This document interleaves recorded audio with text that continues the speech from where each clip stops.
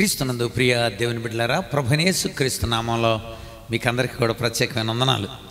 చాలా సంతోషం. ఈ అభిషేక విడుదల స్వార్థ సభల్లో నేను కూడా పాల్పొందడానికి ప్రభువు నాకు కలుగజేసిన ఈ అద్భుతమైన వీలు అవకాశాన్ని బట్టి దేవునికి మొదటిగా కృతజ్ఞతాస్తుతులు చెల్లిస్తున్నాను. ప్రియ తమ్ముడు షారోన్ పీటర్ మరియు సంఘం మరి సహోదరి మరి దైవజనులందరిని బట్టి దేవుని స్తుతిస్తున్నాను.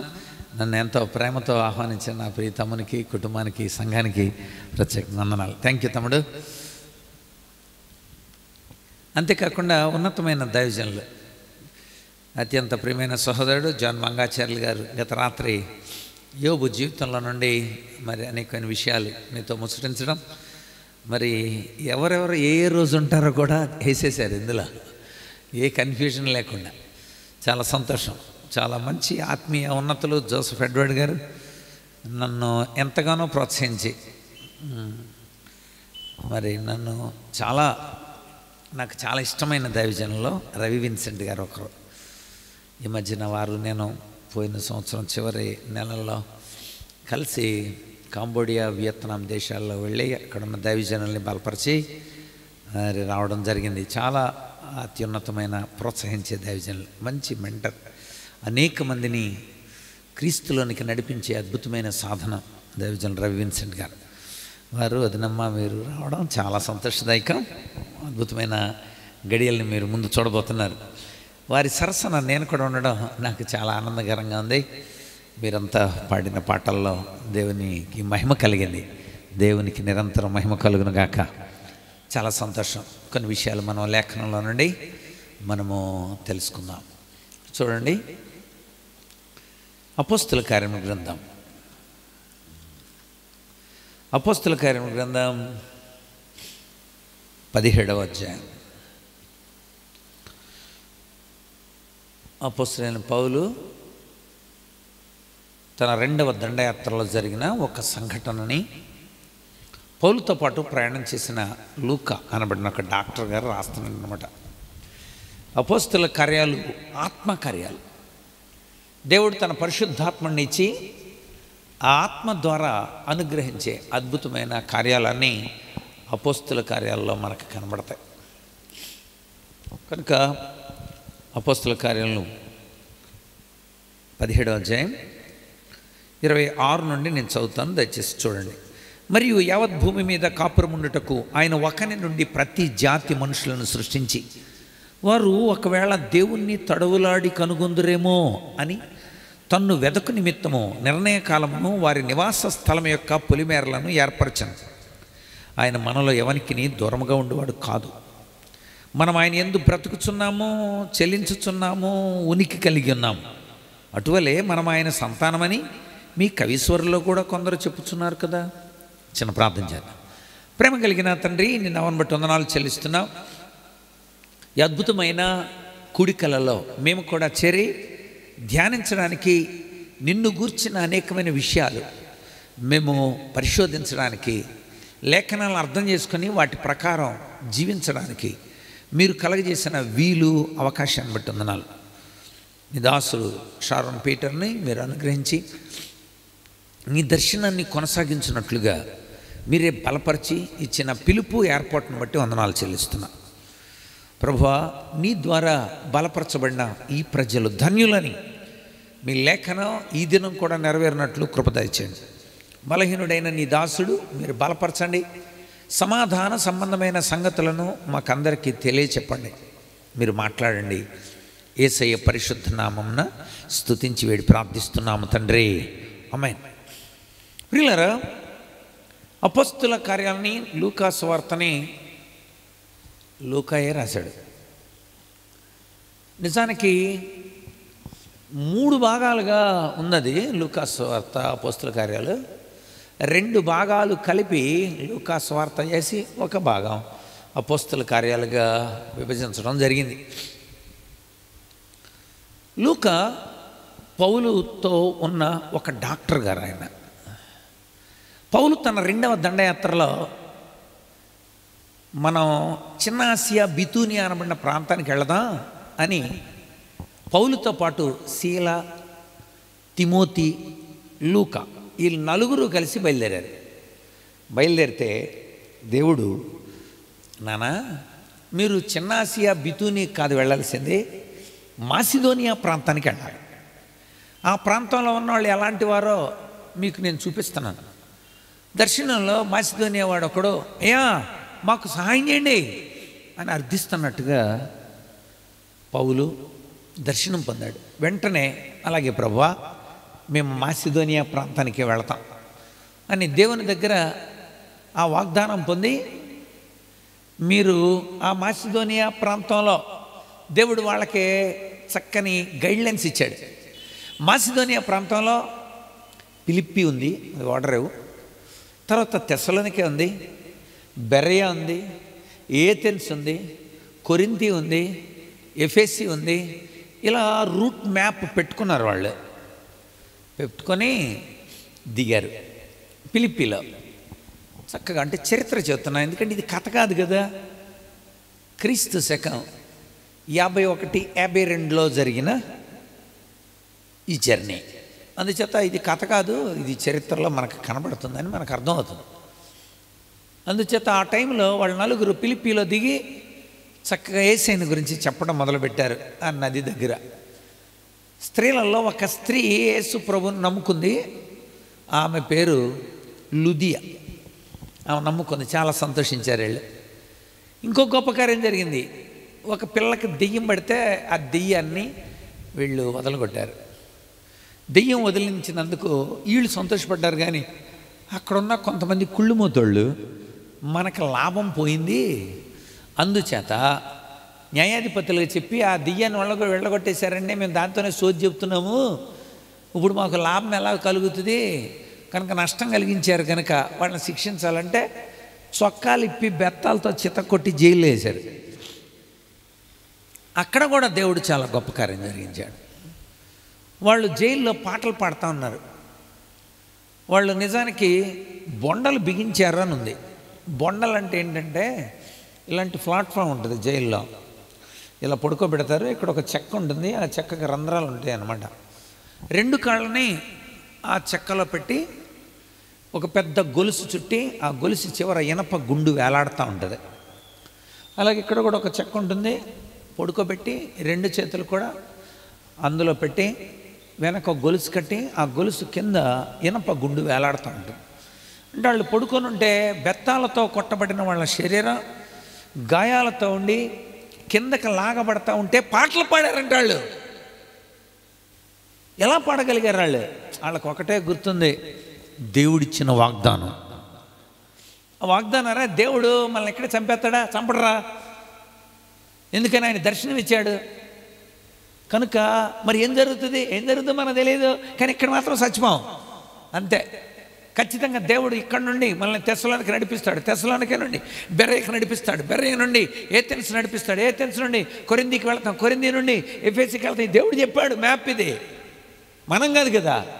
కనుక దేవుడు ఖచ్చితంగా నడిపిస్తాడు. ఎంత నిరీక్షణ, ఎంత విశ్వాసం, ఆ విశ్వాసాన్ని కొనసాగించుకునే స్థితి అంతే. చెరసాల పునాదులు అదిరెను, సంకెళ్ళు ఊడిపోయాను. అది వాగ్దానాన్ని గుర్తు చేసుకోవడం. వాగ్దానం ఉన్నవాడు భయపడ్డా, వాగ్దానం నిలబెడుతుంది, వాగ్దానం విశ్వాసాన్ని కొనసాగించేలా చేస్తుంది. అది మనకు కనబడుతుంది.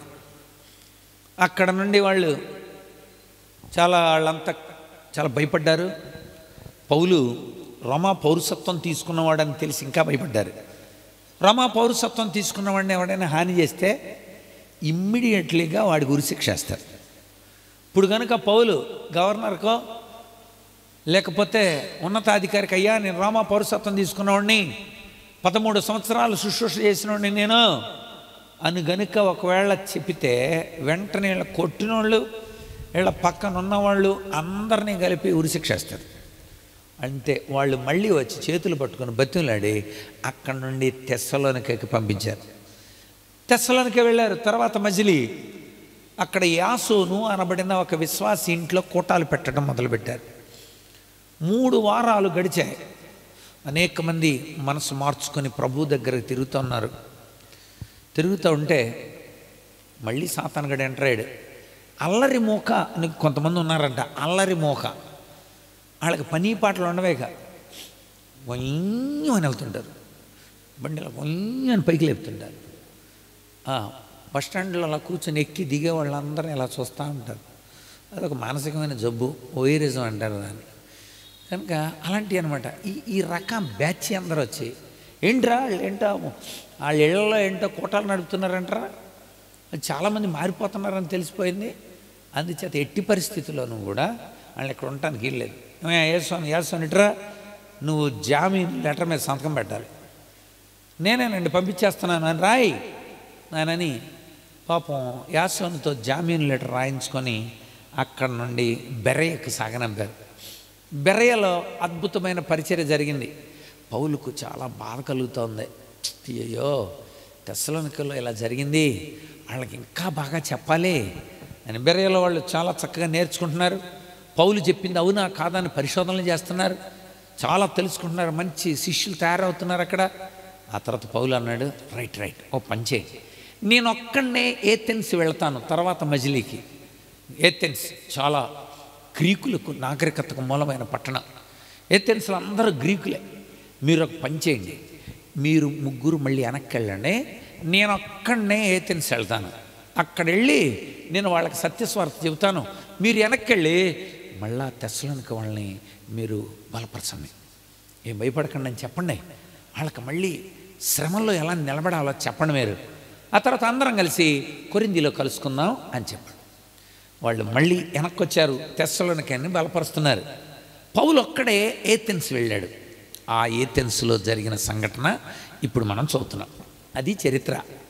రెండవ దండయాత్రలో పౌలు ఒక్కడే ఏథెన్స్కి వెళ్ళాడు. ఏథెన్స్ చాలా ప్రసిద్ధి చెందిన పట్టణం. ఏథెన్స్లో ఉన్న వాళ్ళందరూ గ్రీకులే.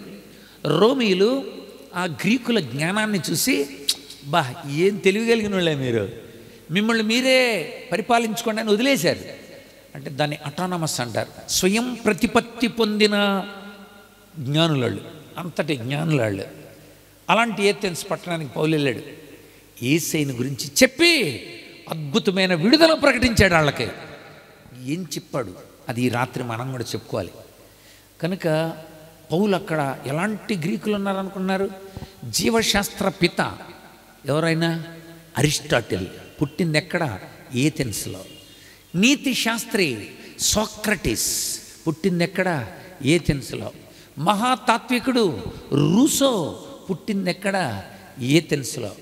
WWF అనే ఒక గుద్దుకునే ఆట ప్రారంభించింది ఎక్కడ? ఏథెన్స్లో. మొట్టమొదటి ఒలింపిక్ క్రీడలు మొదలుపెట్టింది ఎక్కడ? ఏథెన్స్లో. మీరు అలా చెప్పుకుంటూ పోతే ఏథెన్స్ చాలా ప్రసిద్ధి చెందిన పట్టణం. అక్కడికి పౌలు వెళ్ళాడు దేవుని గురించి పరిచయం చేయడానికి. యేసయ్య అంటే సామాన్యుడు కాదు. ఇందాక తమ్ముడు పాడాడు ఒక అద్భుతమైన పాట. ఆయన గుర్రాలు ఎక్కలేదు, ఆయన రథాల మీద తిరగలేదు, ఆయన కత్తులతో చంపలేదు. అయినా కూడా ఎంత రాజ్యాలను, ఇప్పుడు ప్రపంచంలో అత్యధిక శాతం ఎవరో తెలుసా? క్రైస్తవులే. ప్రపంచ జనాభాలో 30.46% క్రైస్తవులే. ఏంటి వీళ్ళంతా? ఏదో ఒక దేవుణ్ణి నమ్ముకున్న వాళ్ళు 590 కోట్ల మంది. అందులో క్రైస్తవులు 32%, 224 కోట్లు. ఏంటి ఏం చేశాడు ఆయన? 3.5 సంవత్సరాలు మాట్లాడాడు అంతే. 3.5 సంవత్సరాలు. ఎంత ప్రభావం! ఆయన రక్త ప్రభావం, ఆయన వాక్య ప్రభావం, ఆయన ఆత్మ ప్రభావం అంత గొప్పది, అంత గొప్పది. అంచేత అక్కడెక్కడ చూసి ఫీల్ అవ్వనవసరంలా. ప్రపంచాన్ని అలా చూస్తే అత్యధిక శాతం క్రైస్తవులు ఎందుకున్నారంటే ఆయన అంత గొప్పడు. ఆయన గురించి ఇప్పుడు చెప్పాలి ఏథెన్స్ వాళ్ళకి. అయితే ఏదన్నా చెప్పాలనుకోండి అడ్డగోలుకి వెళ్ళి చెప్పేయకూడదు. అక్కడ ప్రజలు ఎలాంటి వాళ్ళు, అక్కడ పరిస్థితులు ఏంటి, అక్కడ నాగరికత ఏంటి, అక్కడున్న సాంఘిక, నైతిక, ఆర్థిక, పరమార్థిక విషయాలు ఏంటి, గ్రౌండ్ ఏంటో చూసుకొని ఇత్తనాలు వెళ్ళాలి. అంతేగాని జిమ్మేంటిరా అంటే ఇత్తనాలు జిమ్మేస్తారండి. కనుక అలా కాదు, గ్రౌండ్ అక్కడున్న ప్రజలు ఎలాంటి వాళ్ళో చూస్తున్నాడు.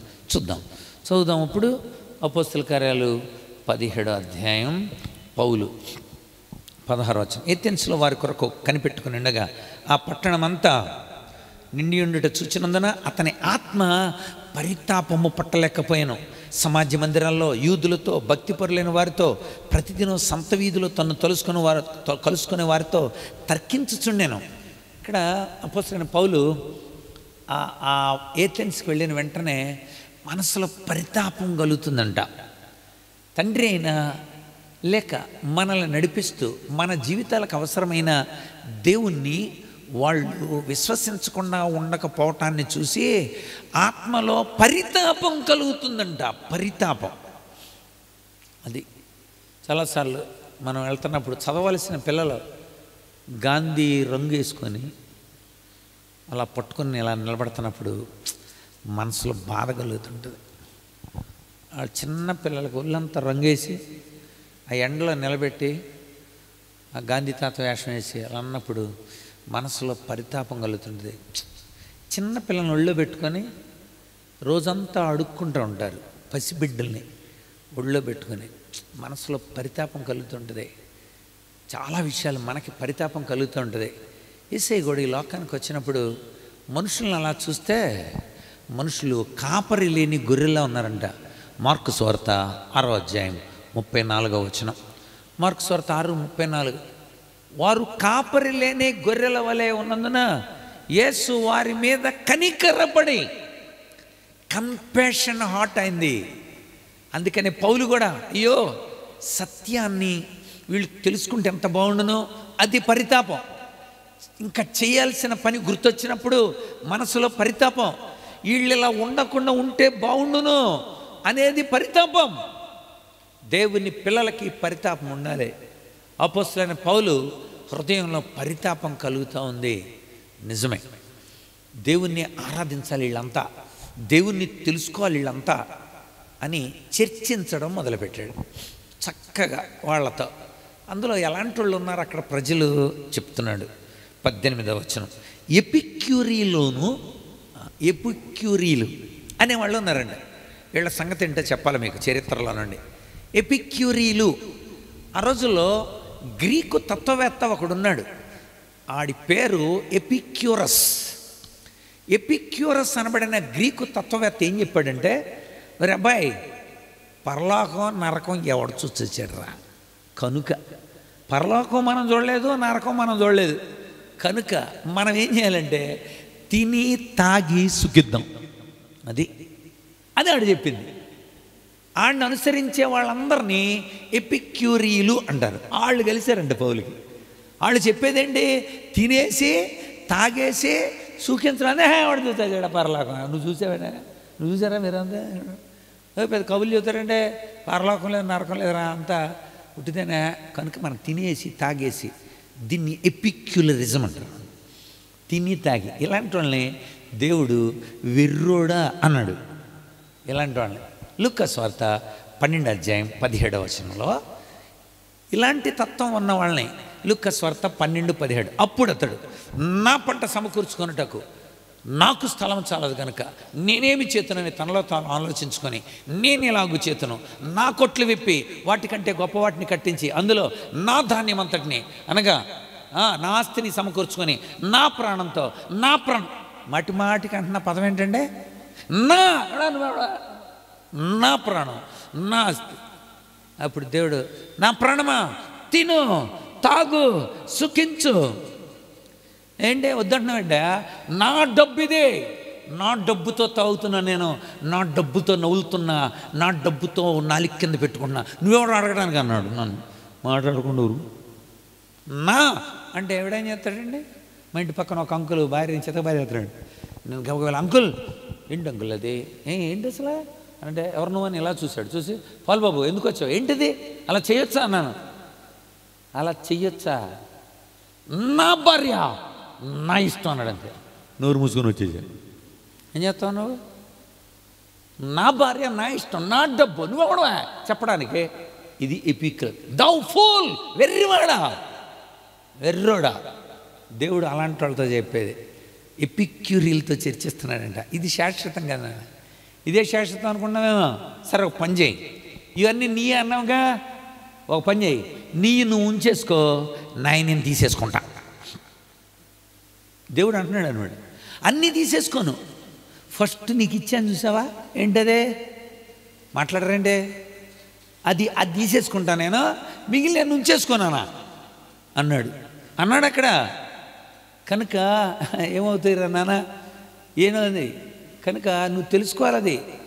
నాది నాది అంటూ వాదులాట నీకెందుకు, ఏది నీది కాదు సత్యమిది ఎరుగవెన్. సత్యం తెలియదా నీకు? తెలుసుకోవాలరా బాయ్. ఎపిక్యులరిజం, తిని తాగి సుఖించే. అక్కడే కాదు, భారతదేశంలో కూడా ఎక్కువ మంది ఉన్నారు అలాంటి వాళ్ళు. అందుకని ఈరోజు చదవాల్సి వచ్చింది. కనుక మాట్లాడుతూ ఉన్నాడు అపోస్తలుడైన పౌలు. ఆ ఎపిక్యూరీలతో మాట్లాడుతున్నాడు, వాళ్ళతో చర్చిస్తున్నాడు.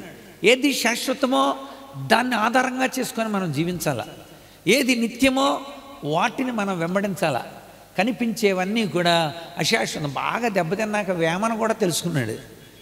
వేమన గారు అడ్డగోలుగా వ్యవహారాలన్నీ చేసి మంచి నాయకుడిగా ఉండి ఒక వ్యభిచారితో సంబంధాలు పెట్టుకొని నాశనం అయిపోయి వేశ్యతో అప్పుడు రాశాడు, బతుకులన్నీ మాయ భవబంధములు మాయ తెలివి మాయ తన్ను తెలియ మాయ. మాయ అంటే శాశ్వతం కాదు, బ్రతుకులన్నీ మాయ. చాలా 3000 కంటే ఎక్కువ పద్యాలు రాశాడు. గురు పద్ధతి, మోహ పద్ధతి, పాప పద్ధతి, మూర్ఖ పద్ధతి, దైవ పద్ధతి, చాలా పద్ధతులు రాశాడు. బ్రతుకులన్నీ మాయ భవబంధములు మాయ. బతుకులు మాయ, ఇవి శాశ్వతం కాదు. భవబంధాలు కూడా మాయ. తెలివి మాయ, తెలివి కూడా శాశ్వతమైంది కాదు, ఎప్పటికప్పుడు మారుతూనే ఉంటుంది. తన్ను తెలియ మాయ. కనుక నీ గురించి నువ్వే తెలుసుకోలేవు. ఎవడని చెప్తే అలా కావాలనుకుంటే ఇంకోటి చెబుతాడు ఇంకో రకంగా ఉన్నావు అని. కనుక అన్నీ శాశ్వతమైనవి కాదురా. శాశ్వతమైనది ఏదో అది తెలుసుకో. పాపం తెలుసుకున్నాడో లేదో కానీ చచ్చిపోయాడు ఆయన. ఇప్పుడు మనం తెలుసుకోవాలి శాశ్వతమైనది ఏదో. ద ఫూల్, వెర్రివాడ, ఎపిక్యులరిజం పనిచేస్తుంది. ఇంకేం పనిచేస్తుంది అక్కడ? మళ్ళీ చదువుదాం చూడండి. అక్కడున్న ప్రజలు ఇంకెలాంటి ప్రజలు ఉన్నారు? స్తోయకులో కొందరు జ్ఞానులు ఉన్నారన్నాడు. స్తోయకులో ఉన్న జ్ఞానులు, స్తోయకులో ఒక తాత్వికుడు ఉన్నాడు. ఆడి పేరు జీనో. జీనో అనే తాత్వికుడు ఉన్నాడు. ఆ తాత్వికుడు ఏం చెప్తున్నాడు తెలుసా? రే, చూసిందే నమ్ము, వేసిందే ముగ్గు అన్నాడు అనమాట. చూసిందే నమ్మంతే. ఇలాంటి వాళ్ళు కూడా మన భారతదేశంలో తయారయ్యారు. చూపి నాకు, నాకు చూపిస్తే నమ్ముతాను అంటున్నారు అనమాట. కరెంట్ నాకు చూపి, బల్బు కాదు నాకు, కరెంటు చూపి నాకు. అదేంటండి చూపి అంటారండి? కనుక చూపి లేదు కనుక లేదు కరెంటు. అరే బల్బు వెలకటం చూపిక, నాకు కరెంటు చూపియాలి. కనుక ఇలాంటి వ్యవహారిక సత్తావాదులు ఆ రోజుల్లో ఉన్నారు. ఆ రోజుల్లో పౌలు వాళ్ళతో కూడా మాట్లాడుతున్నారు. జీను ఆడి శిష్యులందరూ వాళ్ళతో కూడా మాట్లాడుతున్నాడు. అబ్బాయి మీ అమ్మ మీద ప్రేమ ఉందా? చూపి అంటే చూపిలేవు నువ్వు. మెటాఫిజిక్స్ అంటాం మేము సైకాలజీలో. కనుక ఈ మనస్సు ఉంది అందరికీ. మనసు చూపిస్తావా? తలకాయ బద్దలు కొడితే మెదడు కనపడుతుందండి, మనసు కనపడతా.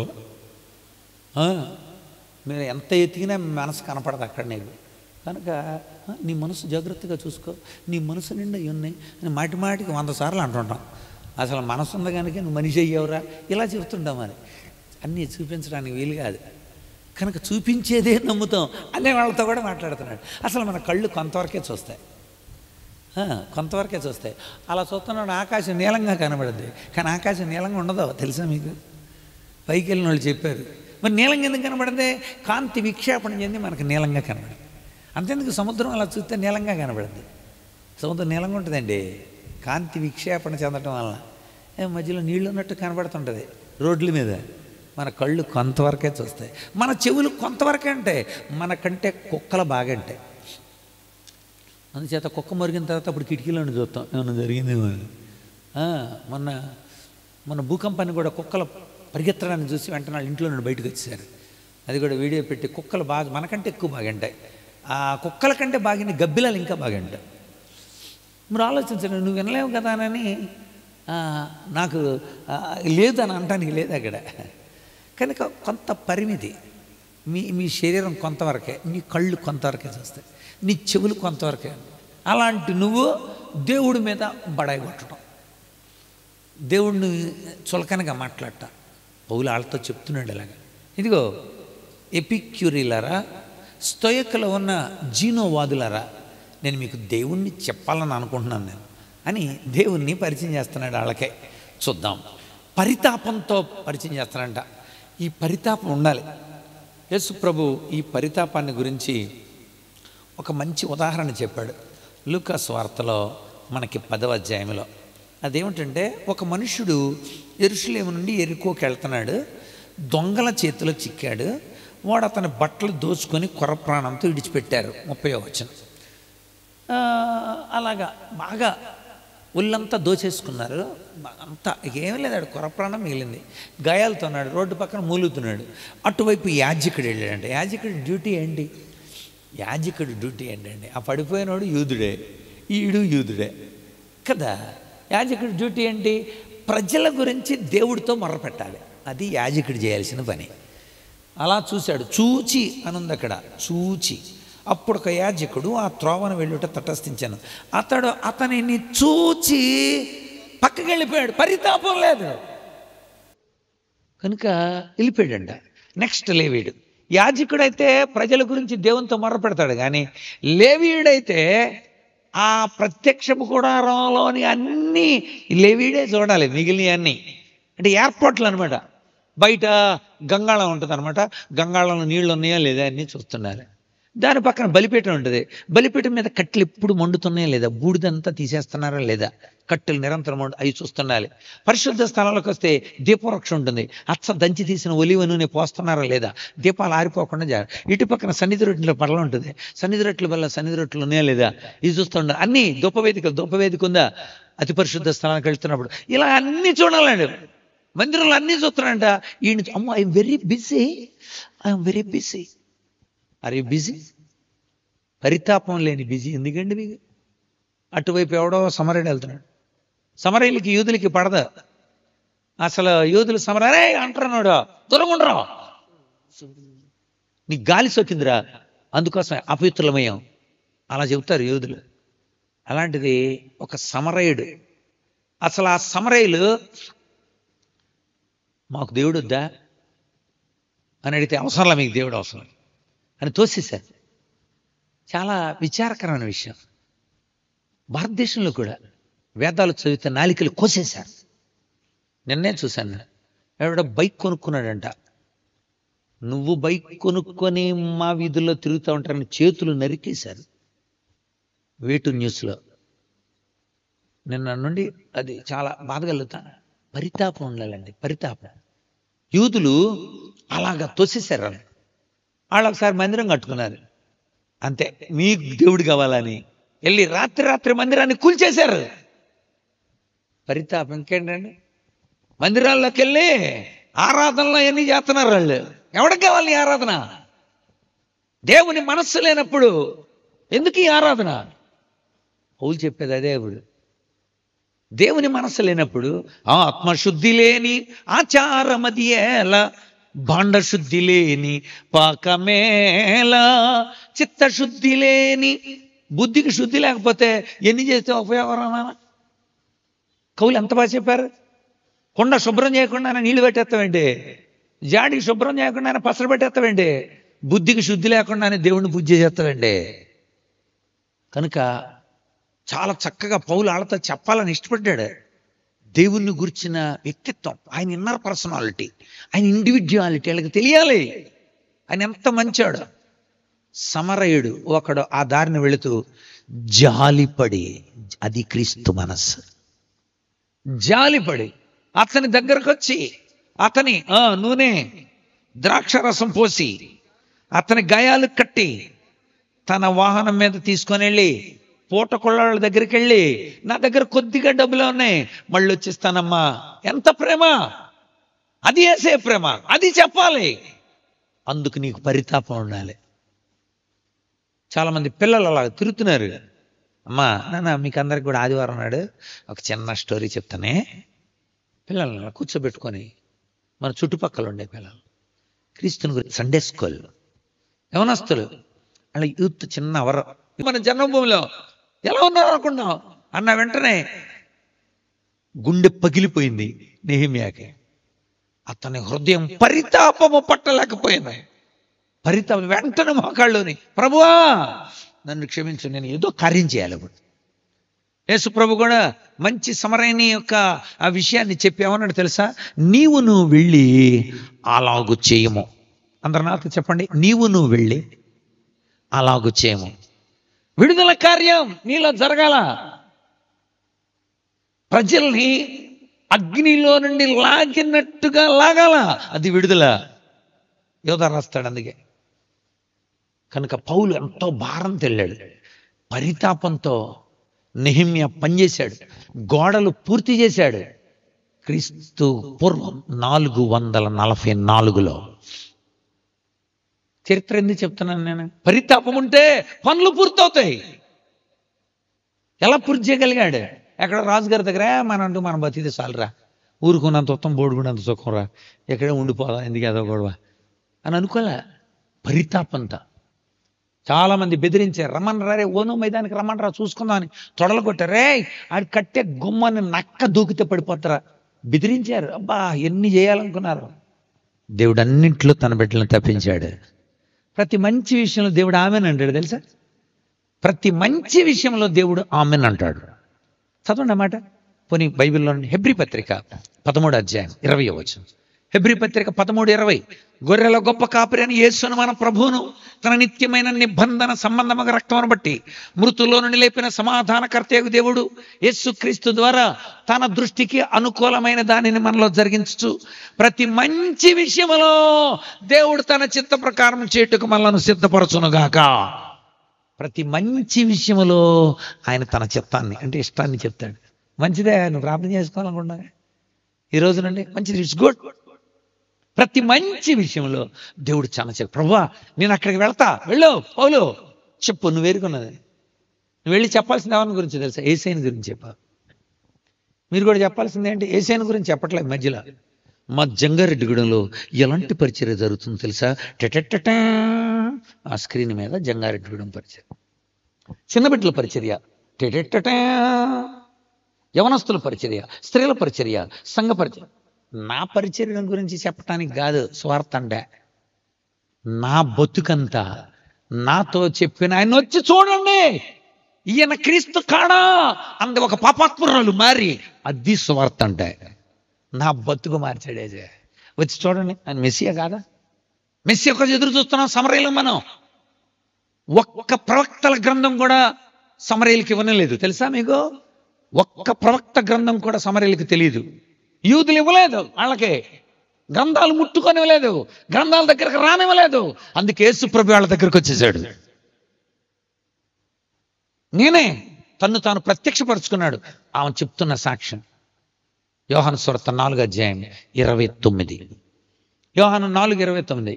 నా జీవితం అంతా నాతో చెప్పిన ఆయన వచ్చి చూడండి, ఈయన క్రీస్తు కాడా. అంతే సాక్ష్యం అంటే. నీ జీవితంలో యేసయ్య ఏం చేశాడు? పౌలు ఇప్పుడు అందుకే ఏథెన్స్ వెళ్ళాడు.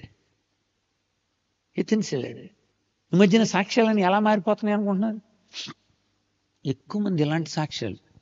మొన్న ఒక సాక్ష్యం చదువుతుంది, పాల్సనాని గారు మా ఇంటికి వచ్చారండి, అమ్మో పాల్సనాని గారు మా ఇంటికి వచ్చారని ఎంతో సంతోషంతో అమ్మాయి మరి పాల్సనాని గారు వచ్చారు, ఏం చేస్తే బాగుంటుందంటే టీ పెడదామని అందండి. టీ పెడతానంటే పిట్టమ్మన్నానండి, దానికి టీ పెడతాం రాదండి. గబగబా వెళ్ళి వంటగదిలోకి వెళ్ళి యూట్యూబ్లో చూసుకుంటా ఇటు టీ పెడుతుందండి, ఈ లోపల చేయగాలిందండి.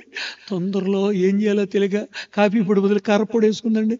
అమ్మో బాధపడుతుంటే పాల్సనాని గారి దగ్గరికి వచ్చి ప్రార్థన చేశారండి, 3 రోజుల్లో తగ్గిపోయిందండి. ఇది సాక్ష్యం. కారపొడి, కాఫీ పొడి, ఏనండి మనం చెప్పే సాక్ష్యాలు. సాక్ష్యమనిన కనిన వినిన సంగతులను తెలుపుటయని సాక్ష్యమిచ్చేదా మన స్వామి యేసు దేవుడంచు. సాక్ష్యమిచ్చే ఆయన నా స్వామి అండి, ఆయన నా దేవుడు అండి.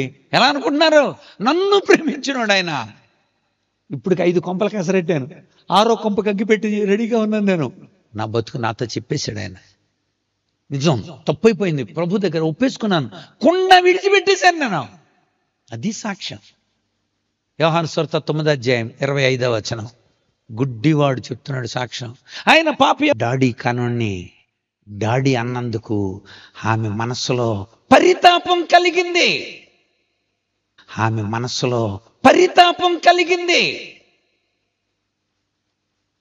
పౌలుకి ఎందుకు పరితాపం కలిగిందో మీకు ఇప్పుడు అర్థం కావాలి.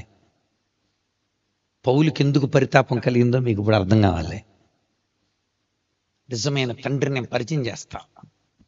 అందుకు పరితాపం కలిగింది. సరే, అక్కడ ఉన్న జనాలు ఎలాంటి వాళ్ళో చూద్దాం. వాళ్ళు మంచి తెలివితేటలు కలిగిన వాళ్ళు అన్నారు మీరు. మరి అసలు ఇంకా చూద్దాం మనం. అసలు వాళ్ళ సంగతి ఏంటో, స్ట్రాటజీ ఏంటో మనం చూడాలి ఒకసారి.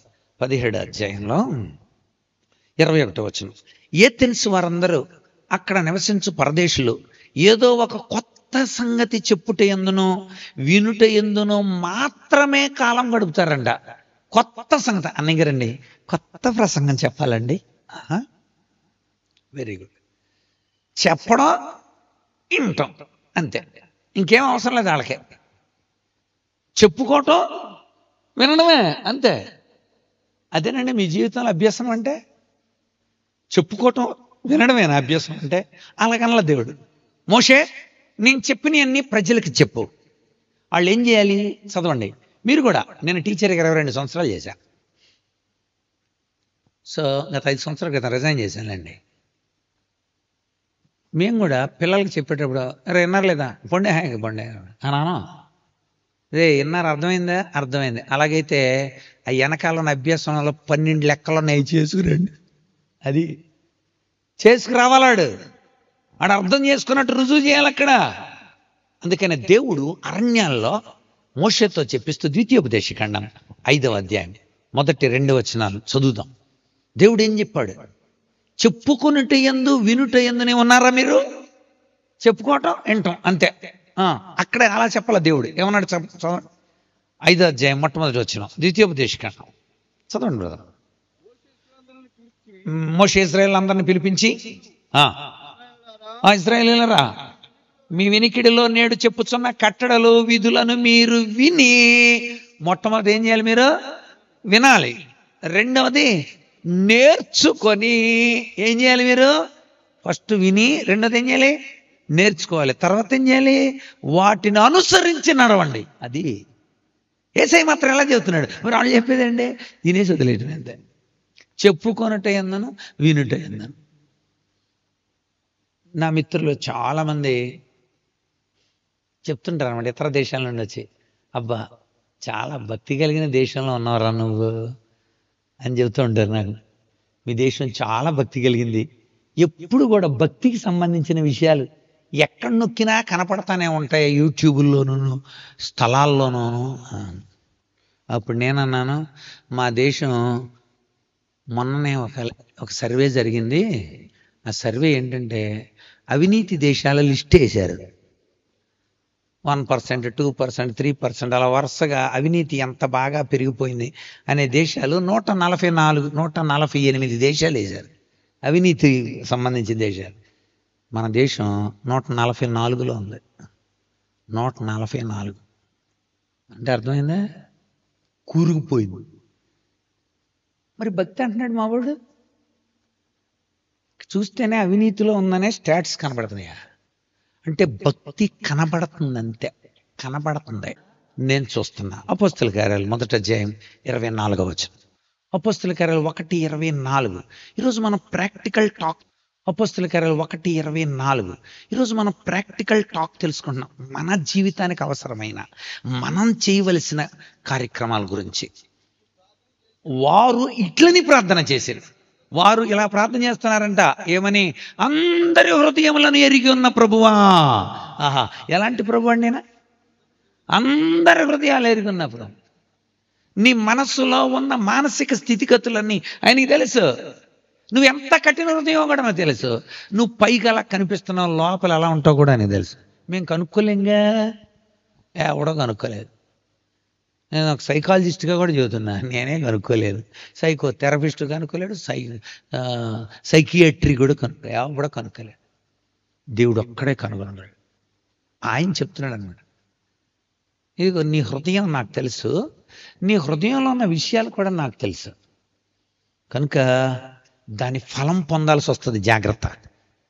ఆ హృదయం చేసే పనులకు సంబంధించిన ఫలం. ఇర్మియా గ్రంథం 17వ అధ్యాయం 10-11 వచనాలు. 10 మనకందరి కంఠస్థవాక్యమే. హృదయం అన్నిటికంటే మోసకరమైంది, అది ఘోరమైన వ్యాధి గలది, దాన్ని గ్రహింపగలిగిన వాడు ఎవడు? ఇప్పుడు 11 చదవండి. 11 11 చదవండి, చదవండి. ఒకని ప్రవర్తన బట్టి వాని క్రియల ఫలము చొప్పున ప్రతీకారం చేయుటకు యెహోవాను నేను హృదయాలను పరిశోధించువాడను, అంతరింద్రియములను పరీక్షించువాడను. ఇలా అంటున్నాడు. హృదయాలను పరీక్ష చేస్తాను నాన్న. నీ భక్తి ఏంటో నేను లోపలికి చూస్తాను. అసలు భక్తి అంటే అర్థం తెలుసా మీకు? భక్తి అనే పదాన్ని ఇంగ్లీష్లో గాడ్లీనెస్ అంటారు. త్రెస్కియా అనుంది గ్రీకులో. దాని అర్థం ఏంటో తెలుసా? దైవ లక్షణం అని అర్థం. భక్తి అంటే దేవుడి లక్షణం. ఏదో చర్చి కనపడిన వెంటనే స్తోత్రం నాయన అని వెళ్ళిపోవటం కాదు. భక్తి అంటే దేవుడి లక్షణం. వెళ్ళేవారండి పాల్సన్ అన్నయ్య గారండి. మా ఇంట్లో 12 క్యాలెండర్లు ఉన్నాయి. 12 అది 24 పెట్టుకున్నా అది భక్తి అవ్వదు. భక్తి అంటే గుణం.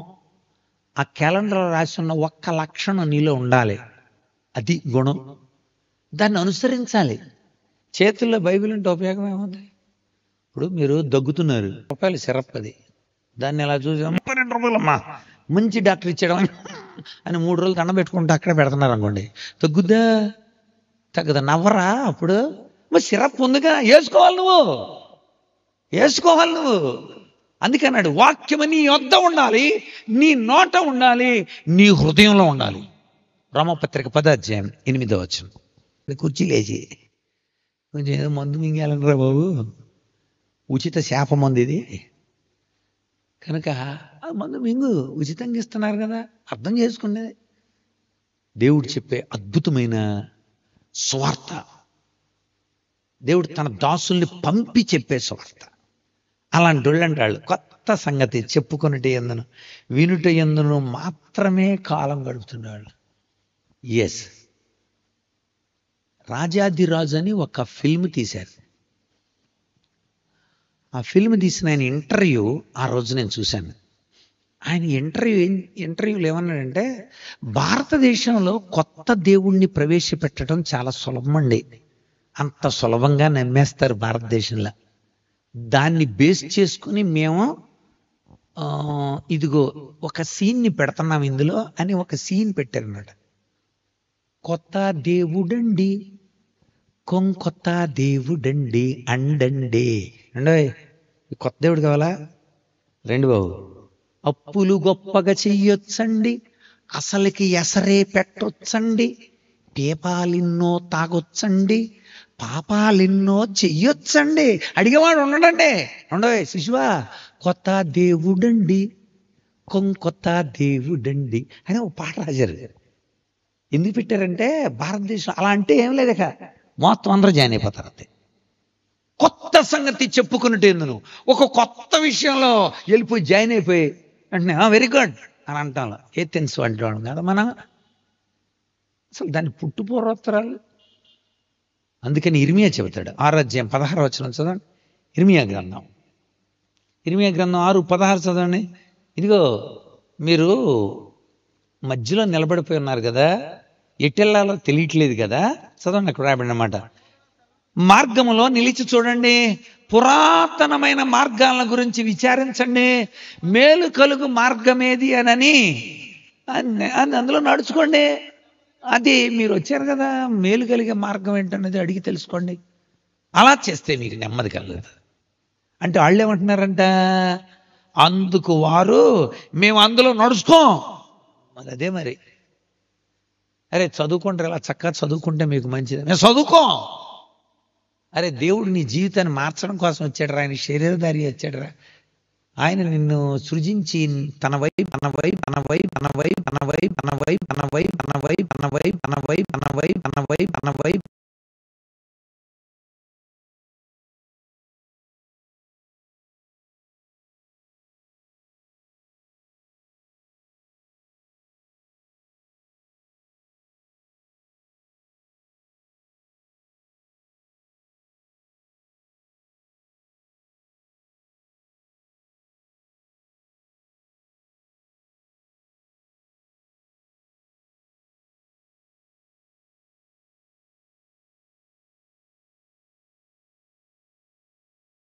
మీ హృదయాలను కఠినపరుచుకోకండి. పాపము వలన కలిగే భ్రమ చేత మీలో ఎవడనో కఠినపరచబడకుండానట్లు. పాపము వలన కలిగే భ్రమ అంటే ఎలా ఉంటుందో చెప్తాను, ఉదాహరణ చేత అర్థం ఉంది. ఎవడో సిగరెట్ తాగుతున్నాడని నాకు తెలిసిందని అడిగి తెలిసింది కుర్రోళ్ళలో. అరే పాలసనానే నువ్వు సిగరెట్ తాగుతున్నాడు తెలిసిపోయింది అని ఇక వెంటనే ఏమన్నాడు తెలుసా, ఇక ఎలాగో తెలిసింది కనుక ఆయన ఎదురొత్తంటే తాగుతాడు రా అన్నాడు. ఇప్పుడు మీకు అర్థమైందండి, అది కఠినం అంటే తన హృదయాన్ని ఆడు ఆ భయంతో మానటం కాదు, నేను చేస్తా ఏం అది కూడా చూస్తా, అంత కఠినమైపోయి పాపం మనల్ని అలాంటి. అందుకోసమే ఖచ్చితంగా దేవుని వాక్కు అక్కడ అవసరం. వినేసి విడిచిపెట్టే మన జీవితాల్లో భ్రమకు గురై హృదయాన్ని కఠినం చేసుకునే పరిస్థితుల్లో దేవుని వాక్కు అవసరమని అపొస్తలుడైన పౌలుని దేవుడు అక్కడ పంపించాడు. రైట్, పౌలు అక్కడికి వెళ్ళాడు. ఇంకా ఏం జరిగింది చూడండి అక్కడ. సరే, అక్కడికి వెళ్ళి చెప్తున్నాడు, యేసును గురించి పునరుద్ధానమును గురించి వారికి బోధించుచూ ఉండాను. 18వ వచనంలో యేసు ప్రభు ఈ లోకానికి వచ్చాడు, ఆయన తిరిగి లేచినాడు. చచ్చిపోయి అలాగే లేడు, ఆయన తిరిగి లేచిన సజీవుడైన దేవుడైన. ఆయన సమాధి నేటికి తెరవబడిన సమాధి. అందరి సమాధుల మీద జననము మరణము అని ఉంటుంది, కానీ యేసు ప్రభు సమాధి మీద మృతిని గెలిచి తిరిగి లేచినవాడు. చారిత్రాత్మకమైన ఆధారాలు మన పిలాతు గారిని అడగాల, గవర్నర్ పిలాతు. ఎందుకంటే ముద్రలేచినాడు ఆయనే. రోమా సామ్రాజ్యానికి నేను కూడా ఉన్నానుగా, నాకు మీరు ఎందుకు గుడి కట్టలేదు మీరు అని మన మీద గొడవ పడతాడని ఒక గుడి కట్టేసి ఆ గుడికి తెలియబడని దేవుడు అని పేరు రాశారు. ఏ దేవుడు అది? Unknown God. ఎంత తెలియగలిగిన చూడండి. తెలియబడని దేవుడు ఒక నాలాంటి వాడు చెప్పామనుకో, ఎప్పుడు కట్టేసాం కదా ఆయనకి. నువ్వు కొత్తగా ఏం చెప్పేదండి, తెలియబడిన దేవుడు మాకు తెలుసు చెప్పాడని. ఇప్పుడు పౌలు అక్కడికి లాగాడు. అందరూ ఏంటి ఆగిపోయావు నువ్వు అన్నారు. ఇక్కడ అన్నోన్ గాడ్ అని ఉంది కదా, ఆ అన్నోన్ గాడ్ మీకు అన్నోన్ ఏమో, నాకు నోన్. మీకు తెలియబడలేదేమో, నాకు తెలియబడ్డాడు. అందరు ఆగారు అక్కడ. నిజమా? అవును, ఆయన నాకు తెలియబడ్డాడు. మీరు కూడా చెప్పాలి అలాగా. తెలిసిన వాళ్ళు తెలియని వాళ్ళకి చెప్పాలి. నాకు తెలుసు. జ్ఞానేంద్రియ స్పర్శ అంటారు దాన్ని, పెర్సెప్షన్. యేసయ్యకి సంబంధించిన అనుభవం నీకు ఉన్నప్పుడు అనుభవాన్ని చెప్పంతే. యోబు ఏమన్నాడు? అన్నీ కోల్పోయాడు. అన్నీ కోల్పోయినప్పుడు యోబు తన ఎక్స్పీరియన్స్ చెప్తున్నాడు. ఏమని చెప్పాడు? నేను నా తల్లి గర్భం నుండి దిగంబరనే వచ్చితని, దిగంబరనే అక్కడికి వెళ్ళుచున్నాను. 1:21 యోబు గ్రంథం. యెహోవా ఇచ్చెను, యెహోవా తీసుకొని పోయాను, యెహోవా నామమునకు స్తుతి కలుగును. That is the experience of job. What about you? నీకే ఎక్స్పీరియన్స్ ఉంది దేవుడి మీద? కనుక పౌలు నాకు తెలుసు ఆ ఎక్స్పీరియన్స్ అంటే ఏంటో, ఆ పెర్సెప్షన్ నాకు తెలుసు, నా కళ్ళకు తెలుసు, నా చెవులకు తెలుసు, నా చేతులకు తెలుసు. దీన్ని ప్రత్యక్షత అంటారు బైబిల్ భాషలో. ప్రత్యక్షత, ఇంగ్లీష్లో పెర్సెప్షన్ అంటారు. అచ్చ తెలుగులో జ్ఞానేంద్రియ స్పర్శ అంటారు సైకాలజీలో. జ్ఞానేంద్రియ స్పర్శ. ఆ మాట చదువుతాం పని. యోహాను మొదటి పత్రిక 1వ అధ్యాయం 1వ వచనం చూడండి. మొట్టమొదటి అధ్యాయం 1వ వచనమే యోహాను ఇలా చెప్తున్నాడు. జీవవాక్కును గురించి ఏది ఉండెనో, ఏది విన్నామో, ఏది చూసామో, ఏది కనుగొన్నామో, ఏది తాకి చూసామో అదే చెప్తున్నాం. అంతే. కథలు చెప్పాల్సిన అవసరంలా. ఈ రాత్రి మీకు కూడా నేను వచ్చి కథలు చెప్పాల్సిన అవసరం ఏంటి? అనగనగా అనే కథ చెప్పట్లా నేను. అనగనగా ఎందుకంటారు తెలుసా? మా ముత్తాత అనగా ఆ కథ, మా నాన్న కూడా అనగా, ఇప్పుడు నేను కూడా అనగా, నా కొడుకు అనగా, అది అనగా అనగా. అలాంటి కథలు చాలా ఉంటాయి. రాజుగారికి 7 కొడుకులు ఏటకెళ్ళారు, 7 చేపలు తెచ్చారు. ఏటకెళ్ళి చేపలు తేటం ఏంటో ఎండబెట్టారు. ఇది ఎప్పుడు నుండి వింటున్నామండి? నేనే మా తాత దగ్గర విన్నా. వాళ్ళు అనగా వీళ్ళనగా కాదు, ఇది నా కళ్ళు చూసినాయి, నా చెవులు విన్నాయి, నా చేతులు స్పృశించినాయి, నా మనసు స్పర్శించింది. నిజం, నేను స్వప్నించా, నాకు అనుభవ జ్ఞానం వచ్చింది. That is perception. పౌలు అన్నాడు, నాకు తెలుసు ఆ తెలియబడే దేవుడు. అలాగా చెప్పు ఆయన గురించి. ఇప్పుడు చెబుతున్నాడు. ఏం చెప్పాడు చూద్దాం. దేవుడి గురించి ఏం చెబుతున్నాడో మనం కూడా చెప్పాలి. పౌలు ఏథెన్స్ జ్ఞానవంతులకు చెప్పాడు. ఏమన్నాడు? ఏథెన్స్ వాసులారా, మీరు సమస్త విషయాల్లో చాలా భక్తి కలిగి ఉన్నారు. భక్తి అంటే మామూలు భక్తి కాదు. కాళోజీ గారు ఇలా అంటాడు, తెలుగు నాట భక్తి రసం కుప్పలు తెప్పలై పారుతుంది, డ్రైనేజీ స్కీము లేక డేంజర్గా మారుతుంది. మన భారతదేశంలోనంటే భక్తి అంట కుప్పలు తెప్పలైపోయిందంట. దానికి డ్రైనేజీ కట్టేవాడు లేక డేంజర్గా మారిపోయిందంట. అంటే భక్తి అలాగైపోయింది. భక్తి అనేది లక్షణం అండి, లక్షణం. భక్తి నీలో కనిపించవలసిన దైవ లక్షణం. మీరు చాలా అతి భక్తి కలిగి ఉన్నాళ్ళు, భక్తి కాదు అతి భక్తి కలిగి ఉన్నారు. నాకు అర్థమైంది.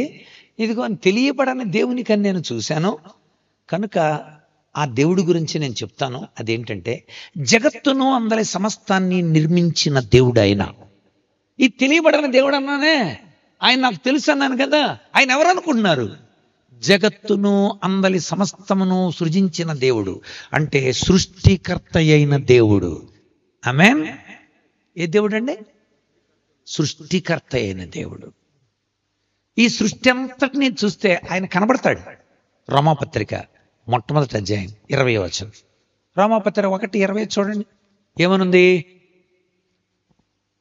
చదవాలి త్వరగా. 1:20. ఆయన యొక్క అదృశ్య లక్షణాలు అనగా ఉన్నీనని నువ్వు కనుక్కున్నావు అంతే. సృష్టి ఉన్నీనని నువ్వు కనుక్కున్నావు అంతే. సృష్టించలాను, నువ్వు సృష్టికర్త కానే కాదు. సృష్టికర్త ఉన్నాడు. అందుకే అన్నాడు పౌలే రాశాడు రోమీలకి, మహాజ్ఞానవంతులు పౌలు. ఆయన అట్లన్నిటిని చూస్తే ఆలోచించుట ద్వారా తేటపడుతున్నవి ఆయన సృష్టి. అదే ఆయన చెప్పిన ఇంకొక మాట చూద్దాం. 14వ అధ్యాయం 17వ వచనం చూడండి. అపోస్తల కార్యాలు 14:17. ఆయన ఆకాశం నుండి మీకు వర్షమును, అంటే వర్షం దేవుడిచ్చిన గిఫ్ట్. వర్షం ఇచ్చాడు మీకు. తర్వాత ఏమిచ్చాడు? ఫలవంతమైన ఋతువులు, సీజన్స్. ఏ సీజన్లో ఆ సీజన్ ఫ్రూట్లు ఉంటాయండి. ఒక్కొక్క సీజన్లో ఒక్కొక్క రకమైన ఫ్రూట్ ఉంటుంది అన్నమాట. ఎందుకు తెలుసా? నీ ఆరోగ్యానికి అవసరమైన ఫలాలు ఆ సీజన్లో వస్తాయి. అది మీ బాగా చెప్పాలంటే వేసవకాలం వచ్చేస్తుందా? అందుకే ముంజలు వచ్చేసినాయి. అప్పుడు వేసవకాలంలో ఈ ముంజలు మన యొక్క పేగులకి చాలా మంచి ఆరోగ్యం. మీరు అట్లా లెక్క చేయలేదనుకోండి, తినలా మీరు ఈ సీజనల్ ఫ్రూట్ని మీరు తినలేదనుకోండి, నెక్స్ట్ వచ్చే కాలం ఏంటి? వర్షాకాలం. వర్షాకాలానికి ఏమవుతాయి తెలుసా? డామ్ని కింద పడతాయి. ఏమంటాం మనం? తాటికాయలు. తాటి గుంజు వర్షాకాలంలో మీ పేగులకి చాలా ఆరోగ్యం. అయినా మీరు లెక్క చేయలేను అనుకుని లెక్క చేయలేదండి. నెక్స్ట్ వచ్చే కాలం ఏంటి? పోయే కాలమా? శీతాకాలం. శీతాకాలానికల్లా ఏమొచ్చేస్తాయి తెలుసా? అది భూమిలో పడిపోయి తేగలు. శీతాకాలంలో మీ కడుపుకి పీచు పదార్థం ఎంతో ఒక ఉదాహరణ చెబుతున్నాను నేను. సీజనల్. కాలానికి అనుగుణ్యంగా ఫలాలు పెట్టాడు, కాలానికి అనుగుణ్యంగా ఎదగమని చెప్పాడు. తెలుసుకుంటారా దేవుని యొక్క క్రియని? దేవుడు ఎంత బాగా చెప్తున్నాడు. దేవుడు వర్షాన్ని పంపించాడు, దేవుడు ఋతువులు ఇచ్చాడు. అంతేకాదు, ఇంకేం చూడండి, అక్కడ ఆహారాన్ని ఇచ్చాడు. ఒక గింజ ఎత్తే 100 గింజలు వస్తున్నాయి కంకి. అదేంటండి? గింజ ఒకటే 100 గింజలు రావటం ఏంటి? ఒక గింజకు 1 గింజ రావాలి. అదేంటి 100 గింజలు రావటం ఏంటి? ఆహారాన్ని ఆయన అనుగ్రహిస్తూ ఉల్లాసంతో మీ హృదయాలను నింపుతూ మేలు చేయుట చేత తనను గూర్చిన సాక్ష్యం లేకుండా చేయలేదు. అంటే ప్రతి దాంట్లో ఆయన సాక్ష్యం కనిపిస్తుంది, దేవుని యొక్క ఉనికి కనబడుతుంది. ఆ దేవుని పూజ చేయాలి మనం. అలాంటి సృష్టికర్త అయిన దేవుడు. 2 ఇంకేం చెప్పాడు చూద్దాం. అపోస్తల కార్యముల గ్రంథం 17వ అధ్యాయం. జగత్తును అందలి సమస్తాన్ని సృష్టించిన దేవుడు. తర్వాత ఆకాశమునకు భూమికి ప్రభువయ్యున్నందున, అంటే అర్థం ఏంటి తెలుసా? పరిపాలకుడైన దేవుడు, అంటే రక్షకుడైన దేవుడు. అంటే ఈ లోకాలని సంరక్షించే దేవుడు. సృజించడమే కాదు, ఆయన సృష్టికర్త, రెండవది రక్షణకర్త. ఏ కర్త? మనం నాశనం అయిపోవటం దేవుడికి ఇష్టంలా. ఆయన రక్షించే దేవుడు. అందుకోసమే నిన్నెప్పుడు తప్పిదంలో తప్పించడానికి కోసం ఎప్పుడు చూస్తాడు ఆయన. హెబ్రీ పత్రిక 7:25. హెబ్రీ పత్రిక 7:25 ఏమనుంది అక్కడ? మనలను సంపూర్ణంగా రక్షించడానికి శక్తిమంతుడు అన్నాడు. సంపూర్ణంగా రక్షించడానికి శక్తిమంతుడు. రక్షించడానికే ఉన్నాడు ఆయన. అందుకని ఈ లోకానికి వస్తూ అన్నాడు, ఇదిగో నాకు ఏమని పెట్టాలో తెలుసా మీరు పేరు? 8వ రోజున మీరు నాకు ఏం పేరు పెట్టాలంటే యేసు అని పేరు పెట్టండి అని చెప్పొచ్చాడు. మీరు అలా చెప్పి పుట్టారా? మాట్లాడకండి, మనమాట చెప్పి పుట్టారా? నేను నిజంగా మా అమ్మని అడిగాను, అమ్మ నేను పుడతానని నీకు తెలుసా అని. మా అమ్మ భలే ప్రశ్న వేసేవరా అనని, తెలీదురా. ఏ అమ్మకి తెలీదు నువ్వు పుడతాదని. కానీ ఆయన ఈ లోకాన్ని పుడతాడని ముందే చెప్పాడు. నేను పలానా బెత్లెహేం నుండి వస్తా, పలానా కన్యకలో నుండి వస్తా, ప్రవచనాల ప్రకారం వచ్చాడు. ముందే వచ్చాడు, నెరవేరడానికి వచ్చాడు, రక్షకుడిగా వచ్చాడు. నిజంగానే ఆయన చెప్పినట్టుగానే ఆయనకు ఆ పేరు పెట్టిరి అని ఉంది ఇక్కడ. లూకాసు వార్త 2:21. లూకాసు వార్త 2:21. ఆ శిశువుకు 8వ దినం వచ్చినప్పుడు గర్భమందు ఆయన పడక మునుపు, మనకలాగా తయారవక మునుపు కాదు, పరలోకంలో ఉండే దేవుడు చిన్న శిశువులాగా మరియ కడుపులోకి దిగిరాక ముందు దేవదూత ద్వారా తమకు చెప్పబడిన యేసు అని పేరు పెట్టిరి అనుంది. మీ బైబిల్లో ఉందన్నమాట. ఎస్, ముందుగా చెప్పి ఎస్ నేను వస్తున్నా, వెళ్ళి చెప్పరా భాషయా చెప్తాను. అలాగెళ్ళి అయ్యా కన్యక గర్భవతి కుమారుని కంటుంది, ఆయనకి ఇమ్మాన్యుయేల్ తోడై ఉండే దేవుడు అని పేరు పెడతారు మీరు. ఓకే, ఆయన శిశువులాగా కనబడతాడు, ఆయన కుమారుడిలాగా ఉంటాడు. ఆయన ఎవరనుకున్నారు? ఆశ్చర్యకరుడు, ఆలోచనకర్త, బలవంతుడైన దేవుడు, నిత్యుడొక తండ్రి, సమాధానకర్త. ఆయన చూస్తే శిశువు కానీ ఆయన భుజాల మీద రాజ్యభారం ఉంటుంది. మనల్ని పరిపాలన చేయడానికి వస్తున్నాడు ఆయన. భుజాల మీద రాజ్యభారం ఉండటం ఏంటి? చిన్నపిల్లల భుజాల మీద ఏముంటుంది? జుబ్బా ముళ్ళు ఉంటాయి. జుబ్బాలు కడితే ఆ ముళ్ళు కనపడతాయి భుజాల మీద. రాజ్యభారం కనపడద్దంట. ఆయన వచ్చేది శిశువులాగా అనుకుంటున్నారు మీరు? అలా కనపడతాడంతే.